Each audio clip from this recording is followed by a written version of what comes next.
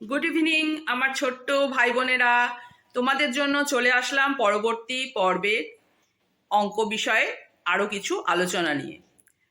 পূর্বে কথা দিয়েছিলাম আজকে তোমাদের অনুপাত নিয়ে কিছু অঙ্ক কষে দেখাবো। তাই দেখো, আমি অনুপাতের বেশ কিছু অঙ্ক, যেগুলো তোমাদের আগের দিন আলোচনা করেছিলাম, প্রত্যেকটা বিষয় দিয়ে একটি একটি করে উদাহরণ দিয়ে অঙ্ক বোঝানোর চেষ্টা করলাম। তোমরা ভালো করে দেখো, দেখলে এবং নিজেরাই এই অঙ্কগুলো করতে পারবে। আর একটা কথা বলি বন্ধুরা, তোমরা আমার এই ভিডিওগুলোকে খুব সহজেই পাওয়ার জন্য বেল আইকনটা কিন্তু প্রেস করে রেখো, আর আমার চ্যানেলটাকে অবশ্যই সাবস্ক্রাইব করতে ভুলো না। তাহলে এবার চলে আসি সোজা অঙ্কে। তাহলে এবার শুরু করা যাক। দেখো, প্রথম অঙ্কটা হচ্ছে আমার বয়স 12 বছর এবং আমার দিদির বয়স 18 বছর হলে আমার ও দিদির বয়সের অনুপাত কত হবে? তাহলে আমরা কি করব? আমার বয়স 12 বছর এবং আমার দিদির বয়স 18 বছর, সুতরাং আমার বয়স ইজ টু দিদির বয়স হবে হলো 12:18। এবার দেখো, আমি তোমাদের আগেই বোঝাবার সময় বলেছিলাম 12:18 এই যে অনুপাতটা, এটাকে লঘিষ্ঠ আকারে পরিণত করা যায়। তাহলে কিন্তু আমাদের এই 12:18টা রেখে দিলে হবে না, একে লঘিষ্ঠ আকারে পরিণত করে দিতে হবে। এবার লঘিষ্ঠ আকারে পরিণত করতে গেলে তোমরা এরকম ভগ্নাংশে পরিণত করে নিয়ে তাকে লঘিষ্ঠ আকারে করতে পারো, অথবা এরকম অনুপাতে রেখেও লঘিষ্ঠ আকারে পরিণত করতে পারো। আমি তোমাদের যাতে সুবিধে হয় সেইভাবেই করে দিয়েছি এটা। দেখো, এবার দেখো, আমি 12 আর 18কে 6 দিয়ে কেটেছি।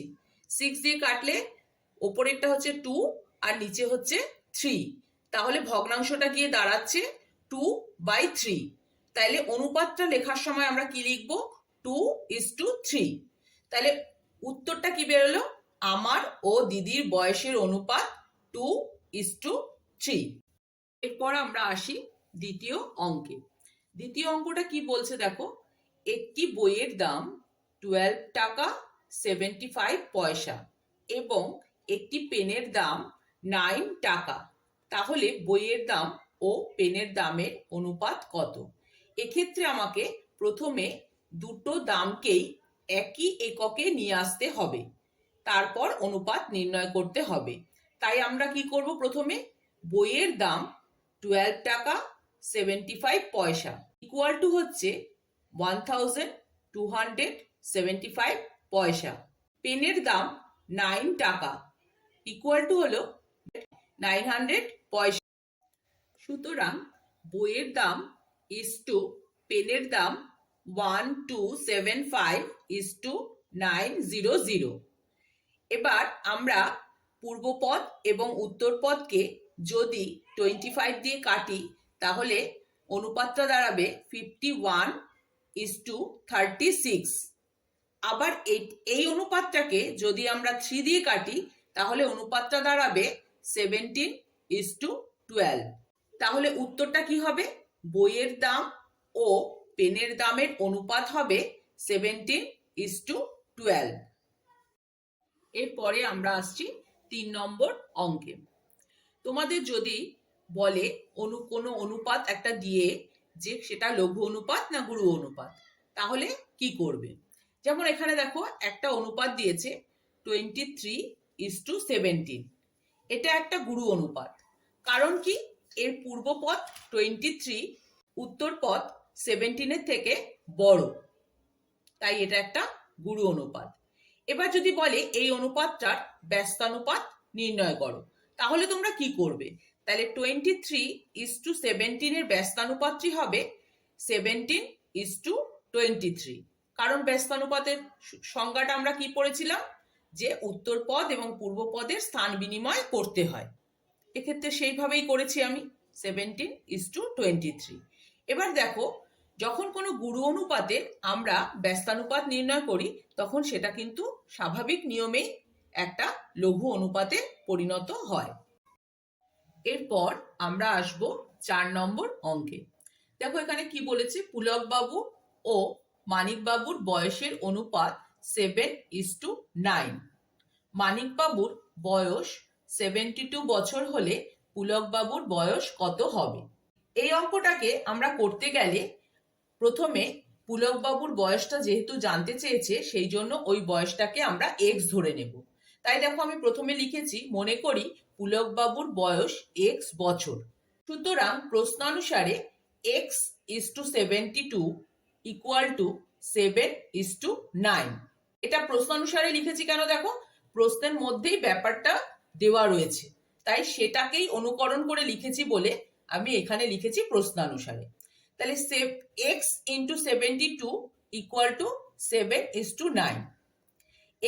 এখান থেকে আমরা যদি এই অনুপাতটাকে ভগ্নাংশের আকারে লিখি তাহলে অনুপাতটা দাঁড়াবে এরকম, এক্স বাই 72 ইকুয়াল টু 7/9। এবার আমরা কি করব, এই যে ভগ্নাংশ দুটো আছে এই ভগ্নাংশ দুটোর যদি আমরা সমান চিহ্নের দুপাশের ভগ্নাংশ দুটিকে যদি ক্রস মাল্টিপ্লিকেশন করি তাহলেও কিন্তু তাদেরকে আমরা সমান হিসেবে লিখতে পারি। অর্থাৎ কি বলতে চাইলাম আমি, এখানে ক্রস মাল্টিপ্লিকেশন করলে আমরা পাই 9 ইন্টু এক্স, তাই আমি লিখেছি দেখো 9x। 9x কথাটার মানে হচ্ছে 9 ইন্টু এক্স, আর এই দুটোকে গুণ করলে কি হয় 7 ইন্টু 72। তাহলে এখান থেকে আমরা কি পাচ্ছি 9x ইকুয়াল টু 7 ইন্টু 72। এবার 9x এর থেকে আমরা যদি এক্সটাকে বার করতে চাই, যেহেতু 9টা এক্স এর সাথে গুণ ছিল তাই সমান চিহ্নের ডান দিকে যখন যাবে তখন সেটা ভাগে রূপান্তরিত হয়ে যাবে, তাই আমরা এক্স ইকুয়াল টু লিখেছি 7 ইন্টু 72/9। এবার দেখো আমাদের কাটাকুটি করতে হবে। আমরা ভগ্নাংশের অঙ্কে কাটাকুটি করতে কিভাবে শিখেছিলাম, যে ওপরে এবং নিচে যদি একই সংখ্যা দিয়ে ভাগ যায় তাহলে সেটাকে আমরা কাটতে পারি। এখানে আমি দেখো এখানে 9 দিয়ে 72টাকে কেটেছি, 9 1 যা 9 আর 9 8 যা 72। তাহলে ওপরে থাকছে 8 আর নিচে যেহেতু 1 আছে তাই একটা আর লেখার প্রয়োজন হয় না। তাহলে x ইকুয়াল টু কি দাঁড়ালো 7 ইন্টু 8, অর্থাৎ কি 7 8 যা 56। তাহলে পুলকবাবুর বয়স বেরোলো কত 56 বছর। এরপর আমরা যাচ্ছি 5 নম্বর অঙ্কে। দেখো বলেছে 210 টাকা ফতেমা এবং শাকিলের মধ্যে 3:4 অনুপাতে ভাগ করে দেওয়া হলো, কে কত টাকা পাবে? তাহলে এক্ষেত্রে আমরা কি করব, প্রথমে লিখতে হবে অনুপাতটা লিখে নিতে হবে, ফতেমার প্রাপ্ত টাকা ইজ টু শাকিলের প্রাপ্ত টাকা ইকুয়াল টু 3:4। সুতরাং ফতেমার প্রাপ্ত টাকার আনুপাতিক ভাগ হার হবে 3/3 + 4। এখানে যেহেতু এই অনুপাতটার মধ্যে 3টা হচ্ছে ফতেমার অংশ আর 4টা হচ্ছে শাকিলের অংশ, তাই জন্য আমরা এখানে ফতেমার প্রাপ্ত টাকার আনুপাতিক ভাগ হার বার করার জন্য লব লিখেছি 3, আর হরটা কিভাবে তৈরি করেছি, অনুপাতের পূর্বপদ এবং উত্তরপদকে যোগ চিহ্ন দিয়ে লিখে বার করেছি। তাহলে ভগ্নাংশটা গিয়ে দাঁড়াবে কত না 3/7। এবার শাকিলের প্রাপ্ত টাকার আনুপাতিক ভাগ হার কত হবে, তাহলে ঠিক একইভাবে বার করব আমরা, 4/3 + 4 ইকুয়াল টু হচ্ছে 4/7। তাহলে কি দাঁড়ালো আমাদের, ফতেমা এবং শাকিলের প্রাপ্ত টাকার মোট পরিমাণ দিয়ে দেওয়া আছে প্রশ্নের মধ্যে 210 টাকা। তাহলে ফতেমা পাবে হচ্ছে 210 টাকা ইন্টু 3/7। এবার 7 আর দেখো 210কে কাটাকাটি করলে আমরা পাচ্ছি হচ্ছে 30। এবার এই 30কে এই 3 দিয়ে গুণ করে আমরা পাচ্ছি হচ্ছে 90 টাকা। এবার পরের অংশে আসি, শাকিল পাবে হলো 210 টাকা ইন্টু 4/7। এখানে দেখো 7 আর 210টাকে যদি আমরা 7 দিয়ে কাটি তাহলে 210কে কাটলে হয় 30 আর 7কে কাটলে হয় 1। তাহলে কাটাকুটি করার পর জায়গাটা কি দাঁড়াচ্ছে 30 ইন্টু 4, অর্থাৎ হচ্ছে 120 টাকা। তাহলে আমরা উত্তরে কি লিখবো, তাহলে ফতেমা পাবে 90 টাকা এবং শাকিল পাবে 120 টাকা। এরপর আসছি এরপরের অঙ্কে দেখো বলেছে লঘিষ্ঠ আকারে প্রকাশ করো। 9xy is to 12xy। এখানে দেখো xy বলে দুটো অজ্ঞাত রাশি ব্যবহার করা হয়েছে। সবসময় মনে রাখবে অজ্ঞাত রাশিগুলোর মান শূন্য ছাড়া যা কিছু হতে পারে, শূন্য কখনোই হবে না। এবার একে আমরা কিভাবে লঘিষ্ঠ আকারে পরিণত করব? দেখো প্রথমে আমি একে ভগ্নাংশের আকারে লিখে নিয়েছি। 9xy divided by 12xy। এখানে ওপরে এবং নিচে ভগ্নাংশের ক্ষেত্রে যেমন একই সংখ্যা থাকলে কেটে দেওয়া যায়, সেরকম অজ্ঞাত রাশিও যদি একই থাকে তাহলে সেটাকে ওপরে নিচে কেটে দেওয়া যায়। সেই অনুযায়ী আমি দেখো ওপরে এক্স নিচের এক্স কেটে দিয়েছি এবং ওপরের ওয়াই এবং নিচের ওয়াই কেটে দিয়েছি। তাহলে সংখ্যাটা পড়ে থাকছে 9/12। এখানে 9/12 এই সংখ্যাটাকে আমরা 3 দিয়ে কাটবো। তাহলে কি দাঁড়াবে? 9 কাটলে হয় 3 আর 12কে 3 দিয়ে কাটলে হয় 4। তাহলে ভগ্নাংশটা কি দাঁড়ালো? 3/4। তাহলে একে আমরা অনুপাতের আকারে লিখলে কি পাবো? 3:4। এরপর আমরা আসি 7 নম্বর অঙ্কে। দেখো বলেছে যৌগিক অনুপাত বা মিশ্র অনুপাত নির্ণয় করো। এখানে আমাকে দুটো অনুপাত দিয়ে দিয়েছে, এর মিশ্র অনুপাত আমাকে নির্ণয় করতে হবে। মিশ্র অনুপাত নির্ণয় করার নিয়ম কি? পূর্বপদ দুটিকে গুণ করে যৌগিক অনুপাতের বা মিশ্র অনুপাতের পূর্বপদ তৈরি করতে হয়, আর উত্তর পদ দুটোকে গুণ করে মিশ্র অনুপাতের বা যৌগিক অনুপাতের উত্তর পদকে তৈরি করতে হয়। তাই আমরা এখানে করেছি, দেখো এই প্রথম অনুপাতটার পূর্বপদ 2/3, এই যে 2/3, তার সাথে আমরা দ্বিতীয় অনুপাতটির পূর্বপদ 7/8 তাকে গুণ করেছি। এবার উত্তর পদটা পাওয়ার জন্য আমরা কি, প্রথম অনুপাতটার উত্তর পদ 5 এবং দ্বিতীয় অনুপাতটির উত্তর পদ 2 কে গুণ করেছি, তাহলে হয়েছে 5 × 2। তাহলে এখানে দেখো আমরা যেরকম ভাবে ভগ্নাংশের গুণভাগ থাকলে কাটাকুটি করি, সেরকম ভাবে 3/2 এবং 7/8 কে আমরা কাটাকুটি করে পেয়েছি 7/12। তাহলে ইস্টু দিয়ে আমরা পরের উত্তর পদটা কি পাবো? 5 × 2 অর্থাৎ হচ্ছে 10।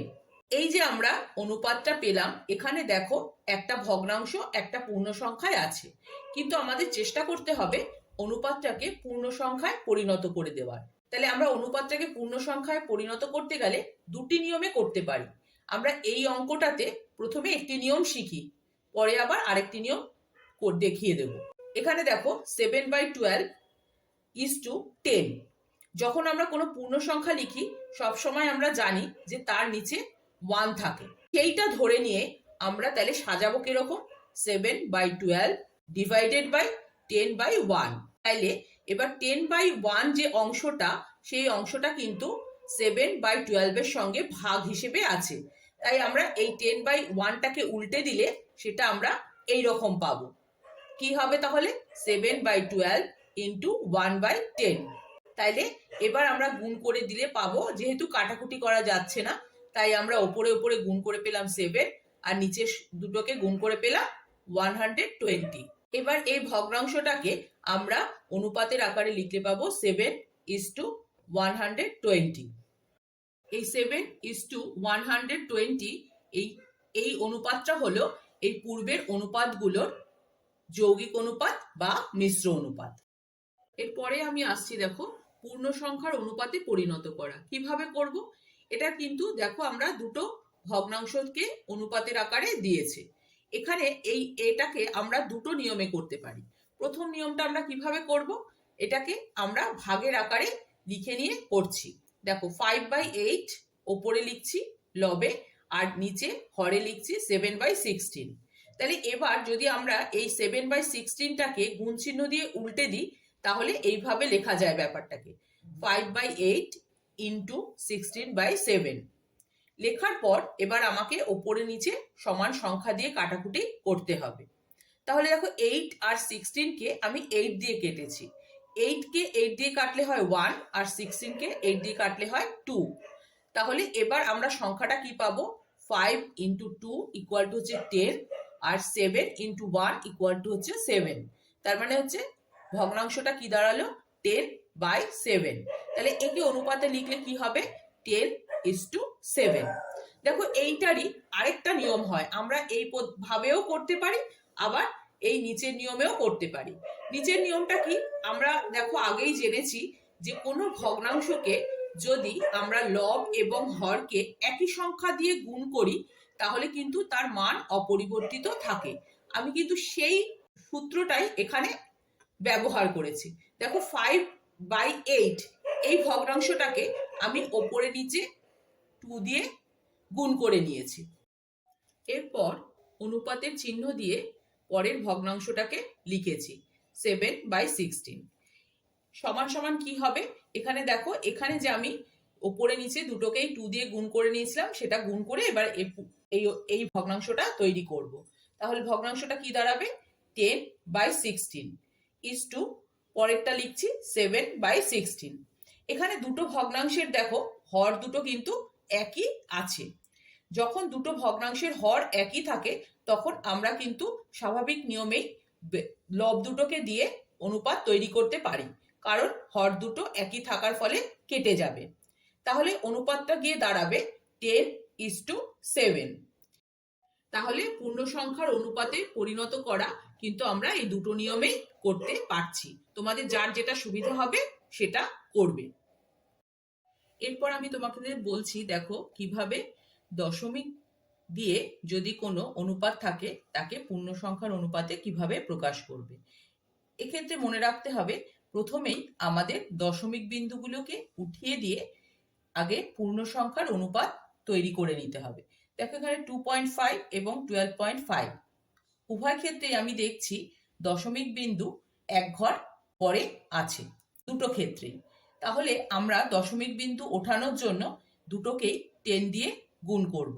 তাইলে আমরা পাচ্ছি কি 2.5 × 10 ইজ টু 12.5 × 10। তাহলে অনুপাতটা পূর্ণ সংখ্যায় লিখলে কি হবে 25:125। একে লঘিষ্ঠ আকারে পরিণত করতে হবে অবশ্যই। তাহলে কি হবে 25 দিয়ে যদি উভয় পাশটাকে আমি কাটি তাহলে দাঁড়াবে 1:5। তাহলে এইটাই হচ্ছে এর পূর্ণ সংখ্যার অনুপাত। দেখো এই পর্যন্ত আমি তোমাদের যে কটা অঙ্ক করালাম তাতে অনুপাতের যা যা নিয়ম হয় প্রত্যেকটারই কিন্তু একটা করে অঙ্ক তোমাদের আমি বুঝিয়ে দিলাম। এবার তোমাদের কাজ হচ্ছে যে ক্লাসে পড়ো 6-এ বা 7-এ বা অন্য ক্লাসে, সেই ক্লাসের বইয়ে অনুপাতের অঙ্কগুলো তোমরা নিজেরা করে ফেলবে। আশা করি পারবে।